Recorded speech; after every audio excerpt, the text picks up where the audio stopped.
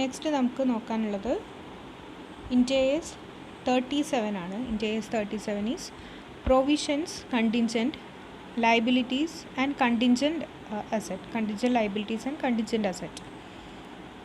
Okay, Index 37 deals with what is provision, what is contingent liabilities and contingent asset. Okay, ഈ മൂന്ന് കാര്യങ്ങളാണ് നമുക്ക് ഈ ഒരു സ്റ്റാൻഡേർഡിൽ ഡിസ്കസ് ചെയ്യാനുള്ളത്. അപ്പോൾ ഇതിൽ നമുക്ക് ഫസ്റ്റ് എന്താണ് പ്രൊവിഷൻ എന്താണെന്നുള്ളത് നിങ്ങൾ ചിലപ്പോൾ പ്രീവിയസ് ക്ലാസ്സിൽ അക്കൗണ്ടിങ് ഏരിയാസിൽ കേട്ടിട്ടുണ്ടാവും. എന്നാൽ contingent liabilities and contingent asset എന്ന് പറയുന്നത് ചിലപ്പോൾ ന്യൂ വേർഡ്സ് ആയിരിക്കാം. അപ്പോൾ ഇത് മൂന്നും എങ്ങനെയാണ് നമ്മൾ ഇതിനെ മെഷർ ചെയ്യുന്നത് എന്നുള്ളതാണ് നോക്കാനുള്ളത്. So Ind AS 37 deals with provisions, contingent liabilities and contingent asset. അപ്പോൾ ഈ ഒരു സ്റ്റാൻഡേർഡിൻ്റെ ഒബ്ജക്റ്റീവ് എന്ന് പറഞ്ഞാൽ എന്തായിരിക്കും? Provisions, contingent asset and contingent liabilities related ആയിട്ടുള്ള മെഷർമെൻറ്റ് ആൻഡ് റെക്കഗ്നീഷന് വേണ്ടിയിട്ടാണ് ഈ ഒരു സ്റ്റാൻഡേർഡ്. അതിൻ്റെ അക്കൗണ്ടിങ് ട്രീറ്റ്മെൻറ്റ്സ് എങ്ങനെ നമുക്ക് ചെയ്യാം എന്നുള്ള സ്റ്റാൻഡേർഡാണ് ഇൻഡേഴ്സ് 37 എന്ന് പറയുന്നത്. അപ്പോൾ ഇതിൽ ഫസ്റ്റ് നമുക്ക് നോക്കാനുള്ളത് പ്രൊവിഷൻ എന്താണ്, ഈ മൂന്ന് ടേംസ് എന്താണ്, ഇതെങ്ങനെ മെഷർ ചെയ്യും എന്നുള്ളതിനെക്കുറിച്ച് നിങ്ങൾക്ക് മനസ്സിലായാൽ മതി. ഓക്കെ, അപ്പോൾ പ്രൊവിഷൻ എന്ന് പറഞ്ഞാൽ എന്താണ്, അല്ലെങ്കിൽ നമ്മൾ എപ്പോഴാണ് പ്രൊവിഷൻ ഒരു ഓർഗനൈസേഷനിൽ അല്ലെങ്കിൽ അക്കൗണ്ടിങ് ട്രീറ്റ്മെൻറ്റിൽ പ്രൊവിഷൻ എപ്പോഴാണ് നമ്മൾ ക്രിയേറ്റ് ചെയ്യുന്നത്? അപ്പോൾ നിങ്ങൾ പ്രൊവിഷൻ എന്നുള്ളൊരു ടേമിന് എക്സാമ്പിളായിട്ട് നിങ്ങൾ ചിലപ്പം പ്രൊവിഷൻ ഫോർ ബാഡ് ഡെപ്റ്റ് എന്ന് കേട്ടിട്ടുണ്ടാകും. അക്കൗണ്ടിങ് ക്ലാസ്സസിൽ കേട്ടിട്ടുണ്ടാകും പ്രൊവിഷൻ ഫോർ ബാഡ് ഡെപ്റ്റ്, പ്രൊവിഷൻ ഫോർ സർട്ടൻ ലയബിലിറ്റീസ് വരുന്ന സമയത്ത് അല്ലെങ്കിൽ അൺസർട്ടനിറ്റീസ് വരുന്ന സമയത്താണ് നമ്മൾ പ്രൊവിഷൻ എന്നുള്ളൊരു ടേം യൂസ് ചെയ്യുന്നത്. The provision is a liability of uncertain timing or amount. Uncertain timing or amount note ചെയ്യണം. പ്രൊവിഷൻ എന്താണ്, അതിൻ്റെ ഡെഫിനിഷൻ എന്താണെന്നുള്ളത് ചോദിച്ചാൽ നിങ്ങൾ എഴുതേണ്ടതാണ്. Provision is a liability of uncertain timing or amount. എന്താണ് അൺസർട്ടൈൻ ടൈമിംഗ് ഓർ എമൗണ്ട്? നമുക്ക് ഒരു കാര്യം, നമ്മൾക്കൊരു ഈവൻറ്റ് നടക്കുമോ നടക്കില്ലേ എന്നുള്ളതിനെ കുറിച്ചിട്ട് ഉറപ്പില്ലാത്ത സിറ്റുവേഷനെയാണ് നമ്മൾ അൺസർട്ടൈൻ എന്ന് പറയുന്നത്. ഓക്കെ, അപ്പോൾ ഇത് പ്രൊവിഷൻ നമ്മൾ എപ്പോഴാണ് ക്രിയേറ്റ് ചെയ്യുന്നത്? നമുക്കൊരു ലയബിലിറ്റി അറൈസ് ചെയ്തിട്ടുണ്ട്. ഓക്കെ, ഫോർ എക്സാമ്പിൾ ഇപ്പോൾ ഇവിടെയുള്ള ഒരു എക്സാമ്പിൾ നോക്കുക. ഇൻകം ടാക്സ് ലയബിലിറ്റി അല്ലെങ്കിൽ പ്രൊഡക്റ്റ് വാറണ്ടി തന്നെ എക്സാമ്പിളായിട്ട് എടുക്കുക. പ്രൊഡക്റ്റ് വാറണ്ടി എന്ന് പറയുന്നത് എന്താണ്? നമ്മളൊരു പ്രൊഡക്റ്റ് സെയിൽ ചെയ്ത് കഴിഞ്ഞാൽ മാനുഫാക്ചറിങ് കൺസേൺഡ് ഓർ കമ്പനിയുടെ പോയിൻ്റ് ഓഫ് വ്യൂ എന്നാണ് നിങ്ങൾ ആലോചിക്കേണ്ടത്. അപ്പോൾ ഒരു പ്രൊഡക്റ്റ് നമ്മളിപ്പോൾ ഒരു വാച്ചാണെന്ന് വിചാരിക്കുക. വാച്ച് നമ്മൾ സെയിൽ ചെയ്തു, കസ്റ്റമർക്ക് കൊടുത്തു കഴിഞ്ഞു. ആൻഡ് അതിന് ശേഷം നമ്മളൊരു 1 ഇയറൊക്കെ വാറണ്ടി പ്രൊവൈഡ് ചെയ്യാറുണ്ട്. ഇലക്ട്രോണിക് എക്യുപ്മെൻറ്റ്സിനൊക്കെ തന്നെ നമ്മൾ വാറണ്ടി പ്രൊവൈഡ് ചെയ്യുന്നുണ്ട്. അപ്പോൾ ഈ വാറണ്ടി എന്ന് പറയുന്നത് എന്താണ്? ആക്ച്വലി ആ ഒരു പ്രൊഡക്റ്റിന്, നമ്മൾ സെയിൽ ചെയ്തിരിക്കുന്ന ആ ഒരു പ്രൊഡക്റ്റിന് ഫ്യൂച്ചറിൽ സർട്ടൻ പീരീഡിലേക്ക് എന്തെങ്കിലും ഡിഫക്റ്റ് വരികയാണെന്നുണ്ടെങ്കിൽ അത് നമ്മൾ റീപ്ലേസ് ചെയ്യാം അല്ലെങ്കിൽ അത് റീപ്ലെനിഷ് ചെയ്യാം എന്നുള്ളൊരു അഷ്വറൻസ് നമ്മൾ കൊടുക്കുന്നതിനാണ് വാറണ്ടി എന്ന് പറയുന്നത്. ഇപ്പോൾ നമ്മളുടെ ഒരു വാച്ചിന് എന്തെങ്കിലും ഒരു പ്രോബ്ലം വന്നു കഴിഞ്ഞാൽ നമുക്കത് ആ ഒരു വാറണ്ടി പീരീഡിനുള്ളിൽ കൊടുത്തു കഴിഞ്ഞാൽ നമുക്കത് എന്ത് ചെയ്ത് കിട്ടും? അത് റിപ്പയർ ചെയ്ത് കിട്ടും. അതാണ് സാധാരണ വാറണ്ടി എന്ന് പറയുന്നത്. അപ്പോൾ ഓർഗനൈസേഷനെ സംബന്ധിച്ചിടത്തോളം അങ്ങനെ ഒരു വാറണ്ടി സർവീസ് പ്രൊവൈഡ് ചെയ്യുക എന്ന് പറയുന്നത് അതവർ ക്രിയേറ്റ് ചെയ്യുന്ന ഒരു പ്രൊവിഷനാണ്. അതെന്താണ്? ആ ഒരു വാറണ്ടി ചില കേസിൽ, ചില പ്രൊഡക്റ്റിൻ്റെ കേസിൽ ആ വാറണ്ടി യൂട്ടിലൈസ് ചെയ്യേണ്ടി വരാം. ചില പ്രൊഡക്റ്റ് ഡിഫക്റ്റീവായി കഴിഞ്ഞാൽ അല്ലെങ്കിൽ അതിൻ്റെ ആ ഒരു വാറണ്ടി പീരീഡിനുള്ളിൽ അതിനെന്തെങ്കിലും ഡിഫക്റ്റ് വന്നു കഴിഞ്ഞാൽ നമ്മൾ ആ ഒരു സർവീസ് പ്രൊവൈഡ് ചെയ്യണം, റിപ്പയറിങ് ചെയ്ത് കൊടുക്കണം. എന്നാൽ ചില കേസിൽ അത് എന്താവണമെന്നില്ല, പ്രൊഡക്റ്റിന് ഡിഫക്റ്റ് ഒന്നും വരണമെന്നില്ല. അപ്പോൾ ആ ഒരു വാറണ്ടി പീരീഡിന് പ്രൊവിഷൻ നമ്മൾ വെക്കേണ്ട ആവശ്യമില്ല. അപ്പോൾ എന്താണ്, ഈ ഒരു പ്രൊഡക്റ്റ് ഡിഫക്റ്റ് ആവോ ഇല്ലേ എന്നുള്ളതിനെ കുറിച്ചിട്ട് നമുക്ക് ഐഡിയ ഇല്ല, നമുക്കൊരു സെർട്ടനിറ്റി ഇല്ല. ചില പ്രൊഡക്റ്റ് ഡിഫക്റ്റ് ആകാം, ചിലത് ഡിഫക്റ്റ് ആവാതിരിക്കാം. ഓക്കെ, അപ്പോൾ അവിടെ നമുക്ക് എന്തില്ല, അതിലൊരു സെർട്ടനിറ്റി ഇല്ല. It is uncertain.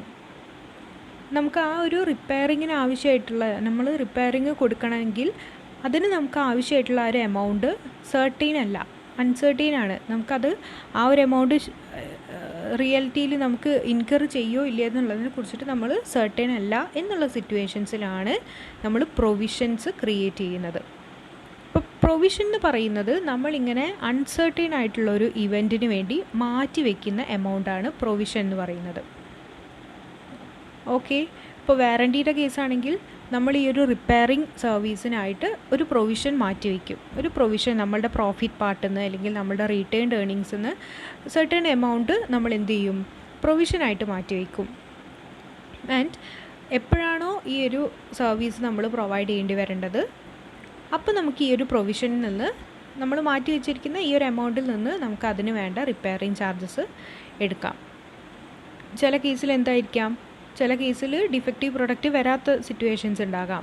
ആ കേസിൽ നമുക്ക് എന്ത് ചെയ്യാം, ഈ പ്രൊവിഷൻ നമ്മളുടെ മറ്റ് പർപ്പസിന് യൂസ് ചെയ്യാം. അതിന് നമുക്ക് റിപ്പയറിങ്ങിന് യൂസ് ചെയ്യേണ്ട ആവശ്യമില്ല, കാരണം റിപ്പയറിങ് അവിടെ വന്നിട്ടില്ല. അപ്പം അൺസർട്ടൺ ആയിട്ടുള്ള ഇവൻറ്റ്സിൽ അല്ലെങ്കിൽ അൺസർട്ടൺ ആയിട്ടുള്ള മൊമെൻറ്റ്സിലാണ് നമ്മൾ പ്രൊവിഷൻസ് ക്രിയേറ്റ് ചെയ്യുന്നത്. ഇപ്പം നമ്മൾ പറഞ്ഞു it is a liability. Liability എന്താണെന്ന് നമ്മൾ പ്രീവിയസ് സ്റ്റാൻഡേർഡ്സിലൊക്കെ പഠിച്ചിട്ടുണ്ട്. എന്താ അവിടെ നോക്കിയത് നമ്മൾ, liability. The liability is a present obligation of the entity arising from past event. Liability നമുക്ക് എപ്പോഴാണ് ഉണ്ടാകുന്നത്, നമ്മളുടെ പാസ്റ്റ് ഈവൻറ്റ്സിൻ്റെ ഭാഗമായിട്ട്. നമ്മൾ പ്രൊഡക്റ്റ് വാറൻറ്റിയുടെ കേസ് എടുക്കാം. അവിടെ പാസ്റ്റ് ഇവൻ്റ് എന്താ, നമ്മളൊരു വാച്ച് അല്ലെങ്കിൽ ഒരു ഇലക്ട്രോണിക് ഡിവൈസ് സെയിൽ ചെയ്തതുകൊണ്ടാണ് നമുക്ക് ഫ്യൂച്ചറിൽ അവിടെ ഒബ്ലിഗേഷൻ വന്നിരിക്കുന്നത്. ആ വാറൻറ്റി സർവീസ് കൊടുക്കുക എന്നുള്ള ഒബ്ലിഗേഷൻ വന്നത് എപ്പോഴാണ്, നമ്മൾ ഈ ഒരു പ്രൊഡക്റ്റ് സെയിൽ ചെയ്തതുകൊണ്ടാണ്. അപ്പോൾ ആ പ്രൊഡക്റ്റ് സെയിൽ ചെയ്തു എന്നുള്ളത് പാസ്റ്റ് ഇവൻ്റാണ് എന്ന് പറഞ്ഞാൽ നമ്മൾ ഓൾറെഡി ചെയ്തിട്ടുള്ള ഒരു കാര്യമാണ്. നമ്മൾ ഓൾറെഡി പാസ്റ്റ് ഡേയ്സിൽ നമ്മൾ ചെയ്തിട്ടുള്ളൊരു ഇവൻറ്റിൻ്റെ ഭാഗമായിട്ടാണ് നമുക്ക് പ്രസൻറ്റ് ഒബ്ലിഗേഷൻ വരുന്നത്. പ്രസൻറ്റ് ഒബ്ലിഗേഷൻ ഈ എക്സാമ്പിളിൽ എന്താ പറയുന്നത്, പ്രസൻറ്റ് ഒബ്ലിഗേഷൻ എന്ന് പറയുന്നത് പ്രൊഡക്റ്റിന് വാറൻറ്റി സർവീസ് കൊടുക്കുക എന്നുള്ളത് നമ്മളെ സംബന്ധിച്ചിടത്തോളം ഒരു ഒബ്ലിഗേഷനാണ്. ഒബ്ലിഗേഷൻ എന്ന് പറഞ്ഞാൽ നമ്മളുടെ കടമയാണ്. എന്ത് ചെയ്യണം, നമ്മൾ ആ ഒരു സർവീസ് ചെയ്ത് കൊടുക്കണം. Okay, so liability is a present obligation of the entity arising from the past event. Past ഇവൻറ്റ്സിൻ്റെ ഭാഗമായിട്ട് നമുക്ക് വന്നിട്ടുള്ള പ്രസൻറ്റ് ഒബ്ലിഗേഷൻസിനെയാണ് നമ്മൾ ലയബിലിറ്റി എന്ന് പറയുന്നത്. And the settlement of which is expected to result in an outflow from the entity. എന്ത് ചെയ്യുന്നുണ്ട്, ഈ ഒരു ഒബ്ലിഗേഷൻ നമ്മൾ ചെയ്തു കൊടുക്കുന്നതിൻ്റെ ഭാഗമായിട്ട് നമുക്ക് എന്ത് വരാം, ഔട്ട്ഫ്ലോ ഓഫ് റിസോഴ്സസ്. നമുക്ക് ഔട്ട്ഫ്ലോ ഓഫ് റിസോഴ്സസ് എന്ന് പറയുന്നത് എന്താ, റിപ്പയറിങ് നമ്മൾ ചെയ്തു കൊടുക്കുന്ന സമയത്ത് നമുക്കാണ് അവിടെ എക്സ്പെൻസ് വരുന്നത്. നമ്മളുടെ ക്യാഷാണ് ഔട്ട്ഫ്ലോ ആയിട്ട് പോകുന്നത്. ക്യാഷ് നമ്മളുടെ ഓർഗനൈസേഷനിൽ നിന്ന് പോകുന്ന സമയത്താണ് നമ്മളതിനെ ഔട്ട്ഫ്ലോ എന്ന് പറയുന്നത്. ഇൻഫ്ലോ എന്ന് പറയുന്നത് നമുക്ക് ഓർഗനൈസേഷനിലേക്ക് വരുന്നതാണ്. അപ്പോൾ ഒരു ഒബ്ലിഗേഷൻ മീറ്റ് ചെയ്യുന്ന സമയത്ത് അല്ലെങ്കിൽ ഒരു ലയബിലിറ്റി മീറ്റ് ചെയ്യുന്ന സമയത്ത് ഓർഗനൈസേഷന് ഒരു ഔട്ട്ഫ്ലോ ആണ് ഉണ്ടാകുന്നത്. ഔട്ട്ഫ്ലോ ഓഫ് റിസോഴ്സാണ് ഉണ്ടാകുന്നത്. അപ്പോൾ ഈ സിറ്റുവേഷനിലാണ് നമുക്കതിനെ ഒരു ലയബിലിറ്റി ആയിട്ട് ട്രീറ്റ് ചെയ്യാൻ കഴിയുന്നത്.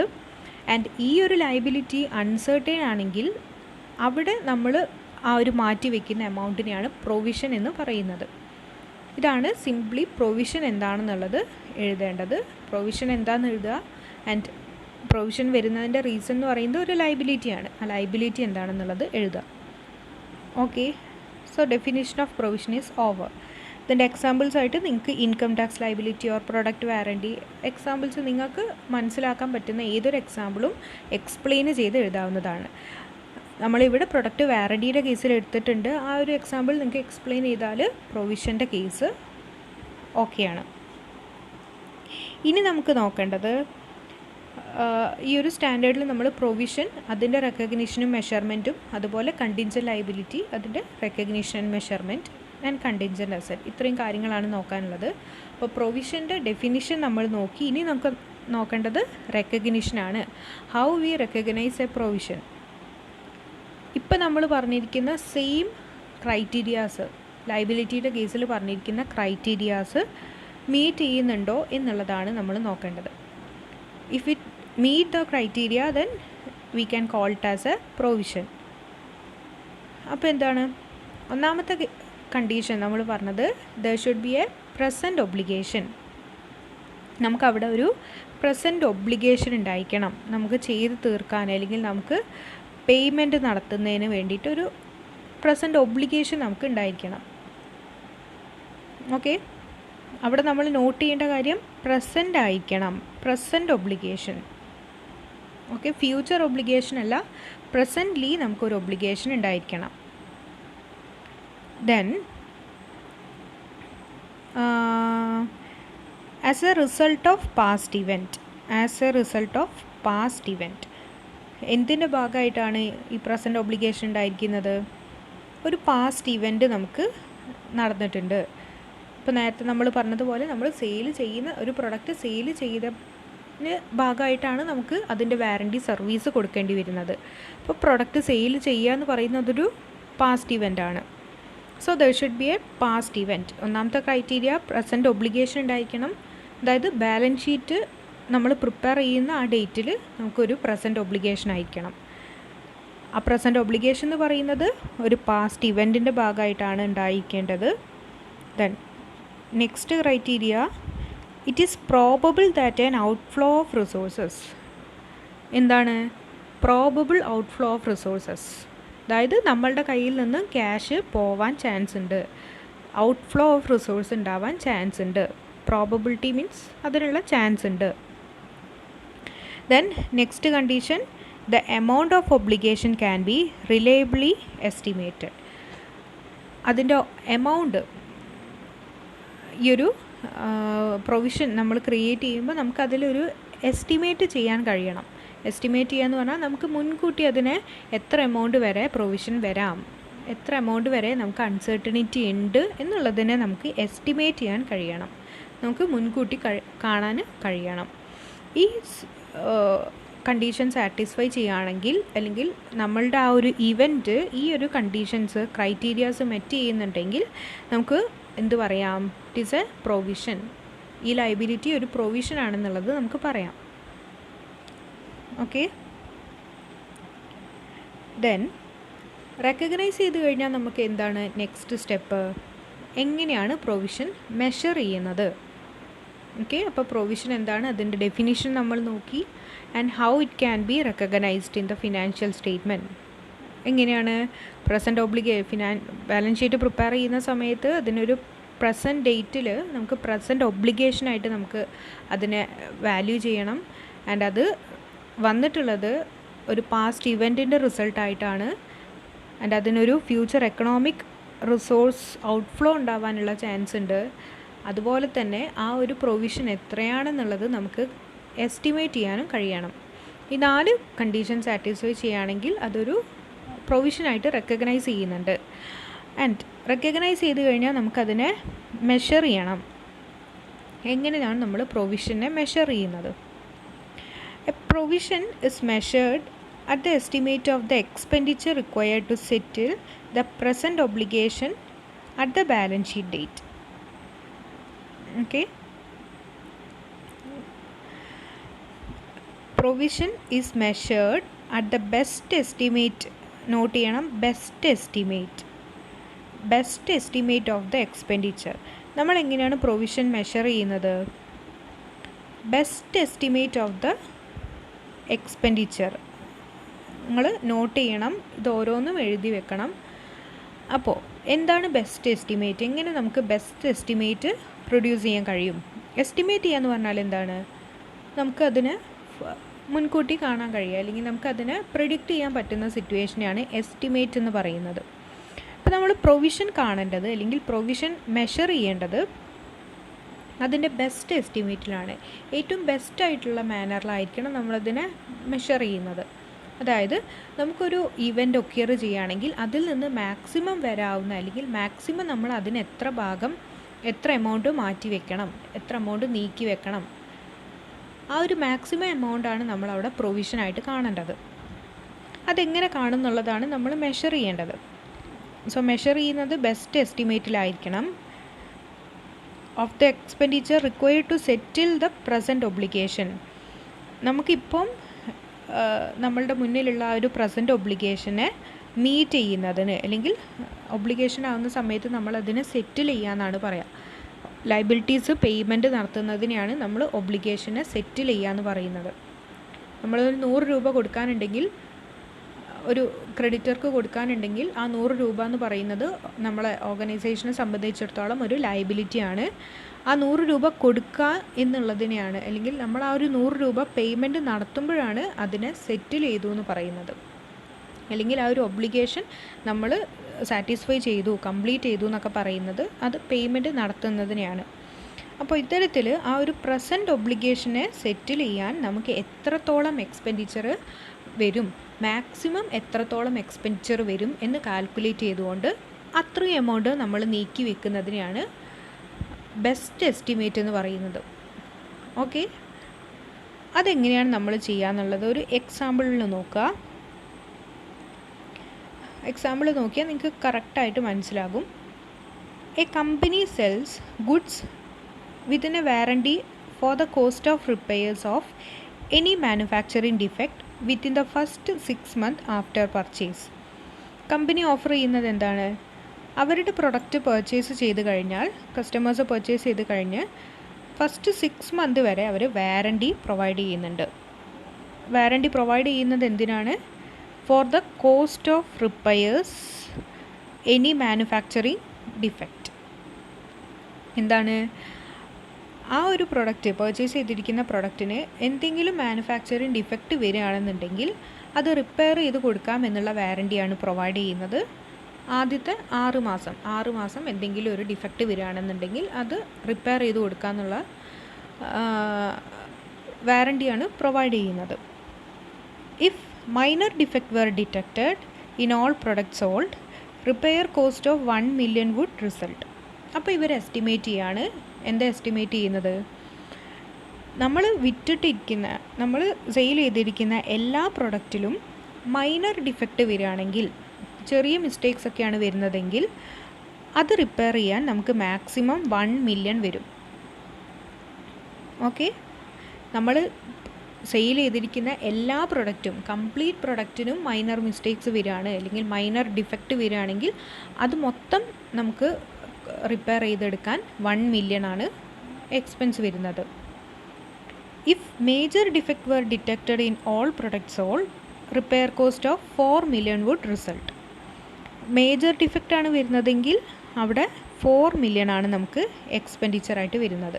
എല്ലാ പ്രൊഡക്റ്റിനും മേജർ ഡിഫെക്റ്റ് വരികയാണെങ്കിൽ നമുക്ക് 4 million എക്സ്പെൻസ് വരും, അത് റിപ്പയർ ചെയ്തെടുക്കാൻ, അല്ലെങ്കിൽ കോസ്റ്റ് വരും. The company past experience and future expectations indicate that for the coming year 75% of goods sold will have no defect. എന്താണ് ഇനി നമ്മൾ ഈ എസ്റ്റിമേറ്റ് ചെയ്യുന്നത്? നമ്മളുടെ പാസ്റ്റ് ഇവൻറ്റ് അല്ലെങ്കിൽ നമ്മളുടെ എക്സ്പീരിയൻസ്, നമ്മൾ കുറേ ആയിട്ട് ഓർഗനൈസേഷൻ സെല്ല് ചെയ്യുന്നുണ്ടാകും. അപ്പോൾ നമുക്ക് ഏകദേശം എസ്റ്റിമേറ്റ് ചെയ്യാം നമ്മളുടെ പാസ്റ്റ് സെയിലിനെയൊക്കെ വെച്ച് നോക്കുമ്പോൾ എത്രത്തോളം ഡിഫെക്റ്റ് വരാൻ ചാൻസ് ഉണ്ട് എന്നുള്ളതൊക്കെ പ്രൊഫഷണലി എക്സ്പേർട്ട് ആയിട്ടുള്ള പേഴ്സൺസ് ആയിരിക്കും എസ്റ്റിമേറ്റ് ചെയ്യുന്നത്. അപ്പോൾ അങ്ങനെയുള്ളവർ എസ്റ്റിമേറ്റ് ചെയ്തിരിക്കുകയാണ്. എന്താണ്? അവരുടെ പാസ്റ്റ് എക്സ്പീരിയൻസ് അവർ മനസ്സിലാക്കുന്നത് ഈ ഒരു കമ്മിങ് ഇയറിൽ ഇവർക്ക് 75% of the goods sold will have no defect. അവർ വിറ്റിരിക്കുന്ന പ്രൊഡക്റ്റിൽ 75% പ്രൊഡക്റ്റും ഗുഡ് പ്രൊഡക്റ്റ് ആയിരിക്കും, അല്ലെങ്കിൽ അതിന് ഡിഫെക്റ്റ് ഉണ്ടാവാൻ ചാൻസ് ഇല്ല. And 20% will have minor mistake. 20% പ്രൊഡക്റ്റിന് മൈനർ മിസ്റ്റേക്സ് ഉണ്ടാവാനുള്ള ചാൻസ് ഉണ്ട്. Then 5% will have major defect. 5% product major defect ഉണ്ടാവാൻ ചാൻസ് ഉണ്ട്. അത് അവർ എസ്റ്റിമേറ്റ് ചെയ്തിരിക്കുകയാണ്. Calculate the amount of provision required for the warranty obligation. അപ്പോൾ ഇങ്ങനെയാണ് നമുക്ക് ക്വസ്റ്റ്യൻ തരുന്നത്. അപ്പോൾ ഇതിൽ നമ്മൾ എങ്ങനെ വാറണ്ടി ഒബ്ലിഗേഷൻ കാൽക്കുലേറ്റ് ചെയ്യുന്നു? അപ്പോൾ എന്താണ് നമുക്കിവിടെ നമ്മളുടെ മെഷർമെൻറ്റ് ക്രൈറ്റീരിയ എന്ന് പറയുന്നത് ബെസ്റ്റ് എസ്റ്റിമേറ്റ് ഓഫ് ദ എക്സ്പെൻഡിച്ചറാണ്. നമുക്ക് ആ ഒരു പ്രൊഡക്റ്റ് അല്ലെങ്കിൽ ആ ഒരു ഒബ്ലിഗേഷൻ മീറ്റ് ചെയ്യുന്നതിന് വരുന്ന എക്സ്പെൻഡിച്ചറിന് ആവശ്യമായിട്ട് ബെസ്റ്റ് എസ്റ്റിമേറ്റ് ആണ് നമ്മൾ പ്രൊഡ്യൂസ് ചെയ്യേണ്ടത്. എങ്ങനെ നമുക്ക് ചെയ്യാം? ഇവിടെ നമ്മൾ പറഞ്ഞിട്ടുണ്ട് ടോട്ടൽ നമ്മൾ പ്രൊഡ്യൂസ് ചെയ്യുന്ന പ്രൊഡക്റ്റിൽ 75% ഗുഡ് പ്രൊഡക്റ്റ് ആയിരിക്കും. അപ്പോൾ ആ 75% ഡിഫക്റ്റ് ഉണ്ടാവാൻ ചാൻസ് ഇല്ല. അതിനെക്കൊണ്ട് ആ ഒരു പോർഷന് നമ്മൾ പ്രൊവിഷൻ വെക്കേണ്ട ആവശ്യമില്ല. ബാക്കി 25%-ൽ 20% എന്താണ് മൈനർ ഡിഫക്റ്റ് വരാൻ ചാൻസ് ഉണ്ട്. അങ്ങനെ 20% മൈനർ ഡിഫക്റ്റ് വരികയാണെന്നുണ്ടെങ്കിൽ അത് മീറ്റ് ചെയ്യാൻ എത്രയാണ്, 1 മില്യൺ ആണ് നമുക്ക് മൈനർ ഡിഫക്റ്റ്. എല്ലാ പ്രൊഡക്റ്റും മൈനർ ഡിഫക്റ്റ് വരികയാണെങ്കിൽ നമുക്ക് ടോട്ടൽ 1 മില്യൺ ആണ് വരാൻ ചാൻസ് ഉള്ളത്. പക്ഷേ നമ്മൾ എസ്റ്റിമേറ്റ് ചെയ്തിരിക്കുന്നത് 20% മാത്രം പ്രൊഡക്റ്റിന് മൈനർ ഡിഫക്റ്റ് വരുന്നതാണ്. അങ്ങനെയാണെങ്കിൽ 1 മില്യൻ്റെ 20% കണ്ടാൽ മതി. ഓക്കെ, ടോട്ടൽ പ്രൊഡക്റ്റ് ഡിഫക്റ്റ് ആവുകയാണെങ്കിൽ, മൈനർ ഡിഫക്റ്റ് വരികയാണെങ്കിലാണ് 1 മില്യൺ കോസ്റ്റ് വരിക. നമ്മൾ എസ്റ്റിമേറ്റ് ചെയ്തിരിക്കുന്നത് 20% മാത്രമേ മൈനർ ഡിഫക്റ്റ് വരാൻ ചാൻസ് ഉള്ളൂ. സോ 1 മില്യൻ്റെ 20% ആണ് എന്ത്, മൈനർ ഡിഫക്റ്റ് വന്നാൽ അവിടെ റിപ്പയർ ചെയ്യാനുള്ള കോസ്റ്റായിട്ട് വരിക. That is 20% of 1 million. അതാണ് നമുക്ക് മൈനർ ഡിഫക്റ്റ് വരാനുള്ള ചാൻസ്, പ്രോബബിലിറ്റി. ദെൻ കംപ്ലീറ്റ് പ്രൊഡക്റ്റിനും സെയിൽ ചെയ്തിരിക്കുന്ന കംപ്ലീറ്റ് പ്രൊഡക്റ്റിനും മേജർ ഡിഫക്റ്റ് വരികയാണെങ്കിൽ 4 മില്യൺ ആണ് അവിടെ നമുക്ക് എക്സ്പെൻസ് ആയിട്ട് വരിക, അല്ലെങ്കിൽ കോസ്റ്റ് ഓഫ് റിപ്പയർ ആയിട്ട് വരിക. അത് ശരിയാക്കി കൊടുക്കാൻ നമുക്ക് എത്ര വരും, 4 മില്യൺ എക്സ്പെൻസ് വരും. എന്നാൽ നമ്മൾ എസ്റ്റിമേറ്റ് ചെയ്തിരിക്കുന്നത്, നമ്മളുടെ പാസ്റ്റ് എക്സ്പീരിയൻസിൽ നിന്ന് നമ്മൾ മനസ്സിലാക്കിയിരിക്കുന്നത് എന്താണ്, നമ്മൾ വിറ്റിരിക്കുന്ന പ്രൊഡക്റ്റിൽ 5% മാത്രമേ മേജർ ഡിഫക്റ്റ് വരാൻ ചാൻസ് ഉള്ളൂ. സോ 4 മില്യൻ്റെ 5% കാണുക. ഓക്കെ, ടോട്ടൽ പ്രൊഡക്റ്റ് ഡിഫക്റ്റ് ആവുകയാണെങ്കിൽ, മേജർ ഡിഫക്റ്റ് വരുന്നതാണെങ്കിൽ 4 മില്യൺ വരുള്ളൂ. 5% മാത്രമാണ് നമ്മൾ എസ്റ്റിമേറ്റ് ചെയ്തിരിക്കുന്നത് എന്ത്, മേജർ ഡിഫക്റ്റ് വരാൻ ചാൻസ് ഉള്ളൂ. So 4 മില്യൻ്റെ 5%, that is the probability of chance of major defect. Okay, 5% of 4 million. 75% നില്ലാണ്, അത് 0 ആണ്, അത് നമ്മൾ കാൽക്കുലേറ്റ് ചെയ്യേണ്ട ആവശ്യമില്ല. സോ ഇത് ആഡ് ചെയ്താൽ കിട്ടുന്ന പ്രൊവിഷനാണ് നമ്മളുടെ ഈ ഒരു പ്രൊഡക്റ്റ് സെയിൽ ചെയ്തത് റിലേറ്റഡ് ആയിട്ട് നമുക്ക് ഇൻകർ ചെയ്തിട്ടുള്ള പ്രൊവിഷൻ. ആൻസർ 4 lakh ആണ് വരിക. 2 lakh + 2 lakh = 4 lakh. ഈ 4 lakh എന്താണ്, നമ്മൾ ആ ഒരു ഇയർ നമുക്ക് കിട്ടിയിരിക്കുന്ന ഇൻകത്തിൽ നിന്ന് ഈ ഒരു പ്രൊഡക്റ്റ് സെയിൽ ചെയ്തതുമായിട്ട് ബന്ധപ്പെട്ട് 4 lakh നമ്മൾ മാറ്റി വെക്കുന്നു. ഇൻ കേസ് ഈ ഒരു 6 മന്തിനിടയ്ക്ക് റിപ്പയറിങ് റിലേറ്റഡ് ആയിട്ട് ആരെങ്കിലും നമ്മളെ അപ്രോച്ച് ചെയ്യാണ്, നമ്മളുടെ കസ്റ്റമേഴ്സ് അപ്രോച്ച് ചെയ്യാണ് ഈ ഒരു പ്രൊഡക്റ്റ് റിലേറ്റഡ് ആയിട്ടെന്നുണ്ടെങ്കിൽ നമുക്കതിന് റിപ്പയർ ചെയ്ത് കൊടുക്കണം, വാറണ്ടി സർവീസ് കൊടുക്കണം. ഓക്കെ, ഈ വാറണ്ടി സർവീസ് കൊടുക്കുന്നതിൻ്റെ കോസ്റ്റ് നമുക്ക് കസ്റ്റമർ തരില്ല. അതെന്താണ്, അത് നമ്മളുടെ സർവീസാണ്. അപ്പോൾ ആ എമൗണ്ട് നമ്മൾ എവിടെ നിന്ന് എടുക്കും, ഈ ഒരു നീക്കി വെച്ചിരിക്കുന്ന 4 lakh എടുക്കും. അപ്പോൾ ആ ഒരു എക്സ്പെൻസ് മീറ്റ് ചെയ്യുന്നതിനാണ് നമ്മൾ എന്ത് ചെയ്യുന്നത്, ഇപ്പോഴേ ഈ ഒരു പ്രൊവിഷൻ മാറ്റി വയ്ക്കുന്നത്. ഓക്കെ, അപ്പോൾ പ്രൊവിഷൻ എന്ന് പറഞ്ഞാൽ എന്താണ്, അൺസർട്ടൈൻ ആയിട്ടുള്ള എമൗണ്ട് അല്ലെങ്കിൽ അൺസർട്ടൈൻ ആയിട്ടുള്ള ഒരു ഇവൻറ്റിന് വേണ്ടി നമ്മൾ മാറ്റി വയ്ക്കുന്ന ആ ഒരു പാർട്ട് ഓഫ് എമൗണ്ടിനാണ് പ്രൊവിഷൻ എന്ന് പറയുന്നത്. അവിടെ 4 കണ്ടീഷൻ നമ്മൾ പറഞ്ഞു. പ്രസൻറ്റ് ഒബ്ലിഗേഷൻ ഉണ്ടായിരിക്കണം, and it should result as a past event, and there should be a probable economic outflow. Then the economic outflow should be estimated reliably. ഈ 4 കണ്ടീഷൻ അല്ലെങ്കിൽ criterias പഠിച്ചു വയ്ക്കുക. ഡെഫിനേഷൻ എന്താണെന്ന് നോക്കുക, ആൻഡ് റെക്കഗ്നിഷൻ ആൻഡ് മെഷർമെൻറ്റ് നോക്കുക. ഇത്രയാണ് part. ഇനി നമുക്ക് നെക്സ്റ്റ് ക്ലാസ്സിൽ കണ്ടിൻജൻറ്റ് ലയബിലിറ്റീസിൻ്റെതാണ്. അതിന് മുന്നേ പ്രൊവിഷൻ റിലേറ്റഡ് ആയിട്ട് കുറച്ചുകൂടെ നോക്കാനുണ്ട്. അപ്പോൾ ഇതൊന്നും നിങ്ങൾ നന്നായിട്ട് മനസ്സിലാക്കുക. നെക്സ്റ്റ് ക്ലാസ്സിൽ ബാക്കി നോക്കാം.